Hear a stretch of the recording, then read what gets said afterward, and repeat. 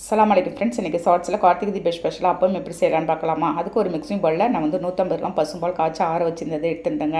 அதோட ஒரு முட்டையை சேர்த்து நல்லா பீட் பண்ணிவிட்டு அதோட 3/4 கப்பு ஒயிட் சுகர் சேர்த்துருக்கேன். அதையும் நல்லா சேர்த்து பீட் பண்ணிவிட்டு இப்போ வந்து 2 ஸ்பூன் நான் வந்து நெய் ஸ்டவ்வாக சேர்த்துருக்கேன். நம்ம நார்மலாக யூஸ் பண்ணுற ஸ்பூனால். அதோடைய 1 கப்பு நான் வந்து கோதுமை, ஒரு 1/4 ஸ்பூன் சமையல் சோடா, 1/4 ஸ்பூன் தூள் உப்பு சேர்த்து நல்லா திரும்பவும் மிக்ஸ் பண்ணிகிட்ருக்கேங்க. ஒரு பீட்டர் வச்சு இந்த மாதிரி நல்லா மிக்ஸ் பண்ணிக்கோங்க. பாருங்கள், இந்த அளவு கன்சிஸ்டன்சி இருக்கும். ரவை போட்டிருக்கிறதுனால நம்ம ஒரு 10 நிமிஷம் ஊற வச்சு நெக்ஸ்ட்டு பார்க்கலாம். பாருங்கள், கொஞ்சம் உங்களுக்கு வந்து திக்காக வந்திருக்கும். இப்போ இந்த சமயத்தில் என்ன செய்ய போகிறேன்னா, ஒரு நான்ஸ்டிக்கு நான் வந்து குழி பணியார பேனை வந்து ஸ்டவ்வில் வச்சு நெய் ஊற்றிக்கிறேன். நம்ம ரெடி பண்ணி வச்சு இந்த பேட்டர் எடுத்து கொஞ்சம் கொஞ்சமாக ஊற்றிக்கலாங்க. நம்ம 3/4 அளவு தான் ஊற்றணும். பாருங்கள் எந்த அளவுக்கு உங்களுக்கு வந்து நல்லா பஃபியாக வந்திருக்குன்னு. நல்ல ஒரு அருமையான டேஸ்ட்டில் இருக்கும். இந்த அப்போ நான் சொன்ன மெத்தடில் நீங்கள் கண்டிப்பாக ட்ரை பண்ணி பாருங்கள். இந்த கார்த்திகை தீபம் ஸ்பெஷலுக்கு பாருங்கள், செகண்ட் பேட்சும் அதேமாதிரி போட்டு ஒன்று ஒன்றா எடுத்துகிட்டு போகிறேங்க.